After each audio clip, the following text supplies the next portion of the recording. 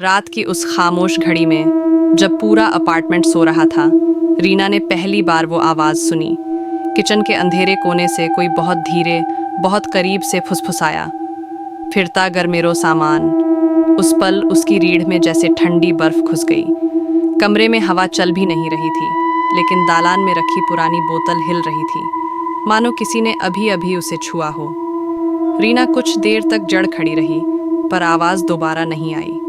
करीब 70 शब्द बीत चुके, मगर दहशत वहीं की वहीं थी। सुबह होने पर भी वो रात की फुसफुसाहट दिमाग से नहीं हटी। वो अपार्टमेंट में अकेली रहती थी और पिछले हफ्ते ही नीचे वाले फ्लैट से एक छोड़ा हुआ लकड़ी का बक्सा उठाकर लाई थी। उसे लगा था कोई कबाड़ समझकर फेंका गया होगा, बस यूं ही कमरे के एक कोने में रख दिया था। तभी से अजीब अजीब चीज़ें होने लगीं। बाथरूम का नल खुद खुल जाना, लैंप अपने आप बंद होना और दीवार पर हल्की खरोंचें बन जाना।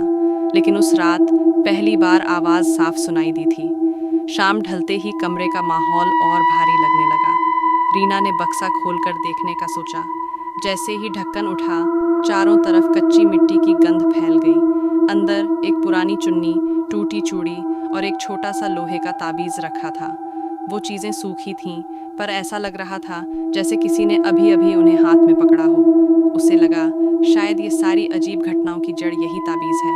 फिर वही आवाज़ धीमे से कमरे में फैल गई, फिरता गर मेरो सामान। इस बार आवाज़ बिल्कुल रीना के पीछे थी। वो मुड़ी तो पीछे कोई नहीं था, लेकिन हवा का झोंका ऐसे गुजरा जैसे कोई अदृश्य चेहरा उसके गालों से सट कर गया हो। उसकी सांसें टूटती जा रही थीं, पर पैरों ने खुद ब खुद बक्सा उठाकर दरवाजे की तरफ ले जाना शुरू कर दिया।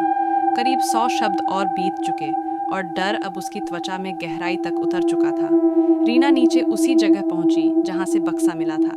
यहाँ हमेशा अंधेरा रहता था, पर उस रात कोने में हल्की नीली चमक तैर रही थी, जैसे कोई छाया वहां खड़ी होकर उसे देख रही हो। रीना ने बक्सा उसी जगह रख दिया और उसी पल आवाज़ आखिरी बार फुसफुसाई, अब शांति पायो।